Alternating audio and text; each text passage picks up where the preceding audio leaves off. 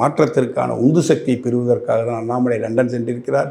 3 மாதம் பக்காவாக ரெஸ்ட் எடுத்துகிட்டு வந்து ஜனவரி மாதத்துலேருந்து உங்களை வச்சு செய்வார், தோலை உரிப்பார். படிக்க தானே சார் போனார்.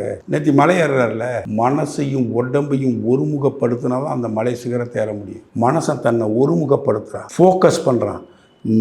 எதிரி திமுக, அதை சின்ன பின்னமாக அழிக்கணும், அதுக்கு நான் ஒருமுகப்படுத்தணும்னு ஒரு மெடிடேஷனில் தீராத ஒரு வெறியில் தன்னை ஒருமுகப்படுத்தி கொள்ள வேலையை பார்க்க போயிருக்காங்க.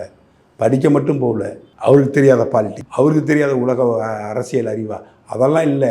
என் தலைவன் அங்கே போயிருக்கிறதே ஒரு 3 மாதம் ரெஸ்ட் வேணும். பதவியேற்ற அன்னையிலேருந்து லண்டன் போகிற வரைக்கும் தொடர் பணிகளிலேயே பயணம் செஞ்சுக்கிட்டே இருந்தார். திடீர்னு பார்த்தா கோயம்புத்தூரில் இருப்பார், கோயம்புத்தூர்லேருந்து டெல்லிக்கு போவார், டெல்லியிலேருந்து தஞ்சாவூர் வருவார், தஞ்சாவூர்லேருந்து சென்னைக்கு வருவார், சென்னையிலேருந்து திரும்ப சேலம் போவார். இந்த சுற்றுப்பயணங்கள்லேயே 2 வருஷம் இருந்தார். 3வது பெரிய சக்தியாக 2 ஆண்டுகளில் வளர்த்து காட்டி சாதனை புரிந்தார் அண்ணாமலை.